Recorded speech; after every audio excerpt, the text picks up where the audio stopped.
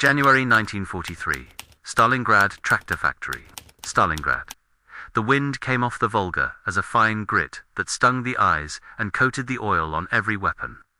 In a labyrinth of smashed girders and frozen brick dust, where the Red October and barricade plants blended into a single graveyard of workshops and trenches, a German infantry sergeant crouched behind a shattered press brake and discovered that his sidearm problem was solved by a Soviet answer. The dead Soviet private at his boots had a PPSh-41 wedged under his torso. The stock was scarred, the barrel shroud pitted from spall, the drum plugged with snow. The sergeant shook it out, ripped the bolt back, and felt the heavy spring fight his glove. When he fired, the weapon answered like a sewing machine, gone berserk, a flat, relentless roar that walked along a window row and held the ruins at bay, long enough for his squad to cross an alley, under fire. The decisive variable of the day was not an elegant doctrine, but volume at short range. And the Soviet submachine gun delivered it by design. Within hours, 2 more men in his platoon had slung Mosin rifles and grabbed PPSh from fallen Soviets. By nightfall, the company had more of these stamped steel reliabilities than German MP40s. That pattern, repeated from Leningrad's forests to the shell-churned approaches of Kharkov, would set up a wartime irony that only total war could produce. The Wehrmacht would capture thousands of the PPSh-41, and recognizing both its power and the headaches of incompatible ammunition, would go further than battlefield improvisation. It would rebarrel the enemy's gun, fit an adapter to its magazine well, and feed it the 919mm Parabellum standard of the German army. Unconverted, captured PPSh-41s would be logged as MP717R. Converted guns, rechambered, and able to accept MP40 magazines, would be marked MP41R. The path from the factory ruins at Stalingrad to the benches of German ordnance depots says as much about industrial pragmatism as it does about Eastern Front street fighting. The PPSh-41 was a weapon built for the Soviet strategy of mass and proximity. Designed by Georgy Spagin to replace more labor-intensive predecessors, it was born in the months when Moscow's survival depended on turning sheet steel into firepower faster than the front could consume it. In 1942 alone, Soviet factories produced on the order of 1.5 million of these guns, a rate measured in low thousands per day, even under evacuation pressure, and cumulative wartime output approached 6 million. The recipe suited crisis: a 2-piece stamped receiver, hinged for easy field stripping, a simple open-bolt blowback action, and barrels that could be cut from Mosinagant blanks and chambered for the 7.62 times to 5 Tokarev cartridge. Its standard 71-round drum-filled, a role that was as much psychological as tactical, pouring bursts in confined rooms and trench bays, while later 35-round curved box magazines traded capacity for speed and reliability. On paper, its cyclic rate could top 1,000 rounds per minute. In practice, a disciplined gunner learned to tap bursts and steer the muzzle with the compensator slots at the shroud's nose. In street fighting, where distances were measured in doorways and stair landings, the PPSh delivered a decisive shift in local fire superiority. German infantry who fought through that landscape had their own submachine gun, the MP40, lighter, slower, and fitted to a doctrine that still privileged the rifle and the machine gun as squad anchors, was accurate and controllable, its 919mm ammunition common, and its 32-round magazines easy to carry, facing Soviet battalions that seeded entire companies with pitch gunners. However, German squads often found their organic automatic fire insufficient in density at the moment of decision. Captured PPSh solved that in an instant. The problem was what every soldier learns after the first firefight with foreign kit: food for the weapon. The 7.62 times 25mm Tokarev cartridge was not stocked in German supply, and while the similar 7.63 25mm Mauser round could be issued for unconverted guns, the long march of a campaign magnifies every advantage of standardization. Ammunition chaos kills as surely as shrapnel. The ordnance solution was at once simple and ingenious. Replace the barrel with a 919mm Parabellum tube. Fit a magazine well adapter that would accept the ubiquitous MP40 magazine, and create a weapon that looked Soviet from the stock back, but fed and fired like a German submachine gun from the chamber forward. The Rechambered gun became the MP-41R, the suffix for Russisch, a reminder of its origin. The field appeal of conversion was obvious to any company commander who had watched. His men scrounged for enemy drums while his supply NCO dragged along crates of 9mm. The logistics appeal was even cleaner. The adapter bridging his wide drum throat and the narrower German stick shifted the feeding geometry without having to re-engineer the receiver. The barrel swap exploited the PPSh's simple architecture, and the recoil impulse of 9mm shaved the cyclic rate into a zone where controlled bursts felt more like MP-40 familiar and less like the PPSh's torrential spray. In practice, a converted weapon could be brought onto a German ammunition diet with minimal retraining. Soldiers recorded a few rough edges. Some conversions fed better with careful magazine maintenance. Drum devotees complained that the weight penalty of the Soviet system had at least bought them overwhelming capacity, while the 32-round German stick forced more frequent reloads. But even skeptics admitted the core attraction, a robust gun that ran dirty in the dust and snow of the Eastern Front, now sustained from German trucks. If doctrine is what armies intend to do, adaptation is what they actually do under fire. On the Eastern Front, adaptation became survival. German after-action accounts from urban fighting repeatedly emphasized the sudden violence at short range unleashed by Soviet submachine gun sections. A platoon that entered a block with rifles foremost and a pair of MP-40 gunners as a mobile reserve could find itself outgunned in the very stairwell where the battle turned. Commanders learned quickly and often painfully that the easiest way to redress that imbalance was to take the enemy's answer and make it their own. The PPSh was brutally reliable in mud, sand, and frost because it shed anything non-essential, and the open-bolt blowback that soaked its receiver in hot propellant residue could be cleaned with a rag and oil when the day ended. German armorers liked it for another reason. It tolerated variation. Not every adapter was fitted in the same depot. Not every barrel was machined in the same shop. Yet the gun ran. If an MP-41 left a field workshop in Army Group South with a slightly different magazine catch cut than one converted in a rear area arsenal further west, a squad learned to keep its magazines married to its guns and marched on. Soldiers, of course, carry memory as much as metal. Many learned the PPSh by ear. You could tell it in the first 3 shots as a Soviet section broke an entry. The high, relentless chatter that walked like a broom across a floor. At Stalingrad, in the cellars, where January air hung with lime dust, the difference between that chatter and the deeper clack of an MP-40 was a signal to move or hug stone. When that sound came from friendly positions, it puzzled the ear for a second before the brain caught the lesson. We use their gun now.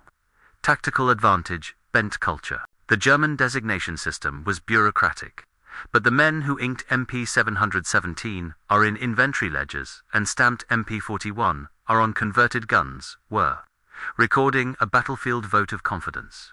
The unconverted, captured PPShs kept their Soviet chambers and were supplied with Mauser 7.63 25mm. A round close enough in dimensions to run in Tokarev chambers and common enough in German stocks, thanks to the lingering presence of C-96 pistols and export ammunition. That solution worked until it did not, because logistics in winter does not suffer indifference. Units that adopted the rechambering program for their captured guns reaped the benefit of the same ammunition moving to both. Their MP-40s and the MP-41 are alongside them. Normalized per platoon. That meant fewer types of crates on trucks, fewer misloads at dawn, fewer firefights where the last magazine in a pouch turned out to be the wrong caliber. The quiet genius of the MP-41R was that it was not a new weapon at all. It was a supply chain correction grafted onto a battlefield expedient. The larger story behind the conversion is industrial. The PPSh existed because the Soviet Union decided to pay for range with rate and find superiority not only in how far a weapon could reach, but how fast it could fill a room. The Red Army's winter lessons from Finland had driven the submachine gun up the table of organization. In actual practice, especially in cities that became fortresses, those compact bursts were a solution of a different kind. They were a shortcut past the training time the USSR no longer had. A worker with 2 weeks on a range could be trusted to carry a PPSh across a street and pour suppressive fire into a stairwell.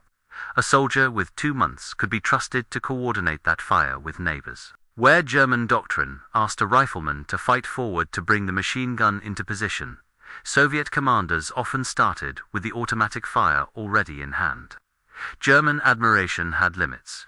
Accidents haunted open bolt guns carried fully loaded over rubble, and the drum's real-world capacity often lived below the nominal 71.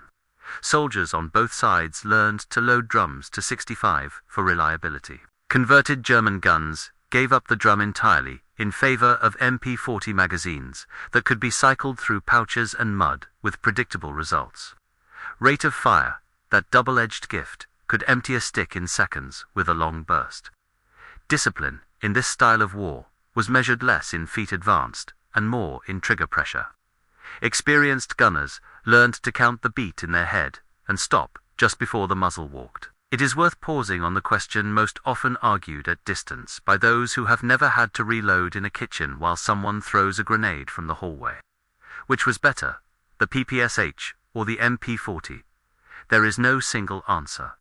At 20 meters in a tiled stairwell, the PPSh could dominate by flood. At 40 meters across a courtyard, controlled pairs from an MP40 held shape. The real power of the PPSh on German shoulders came from the overlap between a gun built for quantity and an army trained for method. The conversion bridged them.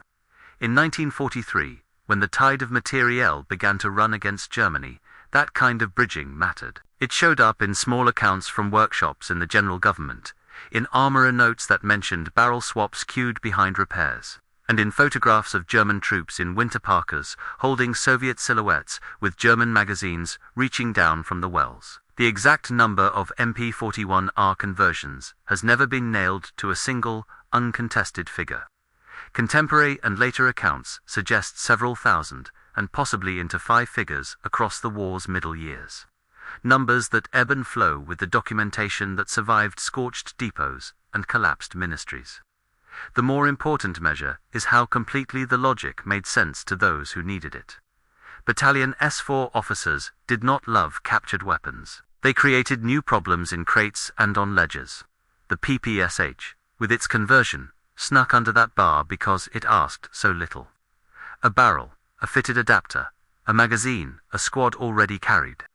Lost in the larger movement of the Eastern Front is how much this conversion hints at the Wehrmacht's flexibility below the strategic level. An army whose high command was increasingly tied to fantasy proved capable, down in the workshops and line companies, of a ruthless pragmatism that borrowed the enemy's best ideas and made them run on German fuel. That pragmatism never solved the larger arithmetic of the war. It did tell in fights where the line between survival and collapse was 4 seconds of controlled automatic fire. When the war moved west and the fighting grew more fluid again, the PPSh on German shoulders became a rarer sight, a remnant of the furnace where the habit had formed. Soldiers carry stories with them as souvenirs. A man who survived Stalingrad and then fought in Hungary could tell you he preferred the feel of the German magazine catch, even on a Soviet body, and he would smile at the memory of how the cold made every spring feel heavier. Another would tell you the only time he felt the PPSh run away from him was when he forgot to brace the stock and let the muzzle climb toward a ceiling beam that rained. Plaster into his mouth, a third would remember the dull comfort of knowing that his stick magazines would feed whichever gun he had to pick up in a roomed-out house. Together, those small confessions add up to a conclusion. When firepower must be immediate and sustained in filthy cramped conditions, the gun that works now is the gun you keep. And if you can feed it from your own supply, you make it truly yours. There is a wider moral to draw, even from stamped steel and oil. The story of German infantry seizing the PPSh and then surgically altering it for their own ammunition says something about the strange form of respect that evolves in total war. You do not rechamber a weapon you disdain. You do not print manuals for a system unworthy of your men's lives. The PPSh had earned the right to be argued over, modified, and integrated, because it did what its designers promised. It flooded rooms with disciplined chaos so predictably that even the enemy learned to trust it. This episode also sketches the boundary of technology and doctrine. A submachine gun is not a strategy. No amount of clever wrench work in a depot could reverse the direction of a front once the fuel ran thin and the aircraft losses outpaced the replacements. But in the alleys and factories, where wars are decided one afternoon at a time, the difference between a company that adopted the enemy's best tool and a company that refused to learn could be measured in the bodies on a stairwell. For the historian looking back through frozen time, the conversion to MP-41R is an index of both necessity and agility. The Red Army created a gun that could be made quickly and used by men who had been civilians 2 months earlier. The Wehrmacht captured that gun in quantities only a war of continents could produce and taught it to speak 9mm. The diagrams and adapters are artifacts, now glinting in museum cases and private collections. But what they represent is a choice that soldiers understand in their bones. Take what works, feed it what you have, and live. The end of the story returns to the factory floor where it began, but now the factory has no roof. When the last fires died under the twisted cranes at Stalingrad, when the last pockets went silent in the cellars, a part of the legend was already on the move in German hands. It would fire in Ukrainian villages, in the ruins of Kiev, on a Warsaw corner where a squad tried to push through a barricade, and in Budapest courtyards where echoes returned too quickly to distinguish friend from foe. Some of those guns began life under Soviet managers who measured success in minutes and thousands. They ended as MP-41R, fed by the same boxes that fit a German submachine gun, and their last bursts were in service of a retreat. That does not diminish their power. It proves it. In the story of wartime learning, the PPSh-41 is a chapter in which both sides write a paragraph. One side wrote it with an assumption that quantity, reliability, and learned aggression at short range could reverse a tide. The other added the footnote that said, "When the other man's tool is better in a certain place, we will take it, we will tune it to our standard, and we will carry it until it is too bent to fire." The result was a hybrid that says something truer than any speech about the purity of designs. War favors whatever feeds and fires when the man who carries it needs both. His power was so obvious that the Wehrmacht bent steel and convention to make it part of their own. And while the front ultimately swallowed both weapons in outcomes decided by oil, factories, and skies, in the rooms that had to be taken and held, it was a submachine gun with a new barrel and a borrowed. As we approach the end of our remembrance today, we're grateful you listened to this full story with us, and we're glad our archive has nourished your heart and soul. War stories have probably also marked your family's life in some way, haven't they? Maybe you wore the uniform yourself, or perhaps someone you loved did. Your father, a grandfather, or even an uncle. If so, we'd like to invite you to add another chapter to this record. Share with our community a war story that resonates in your family in the comments below. It could be a family tale, a saved letter, a lesson learned on a flight line, or in a muddy field. Anything you want. Tell us from where and what time are you listening to this message. This contribution helps to grow and keep our community together. We can't let these incredible stories be lost in time. The World War II Archives channel was created to honor and preserve these memories. Finally, if this resonates with you, we invite you to subscribe and perhaps share it with a friend who also recognizes the importance of these tales. Stay tuned so you don't miss the next one of our lost archives yet to come.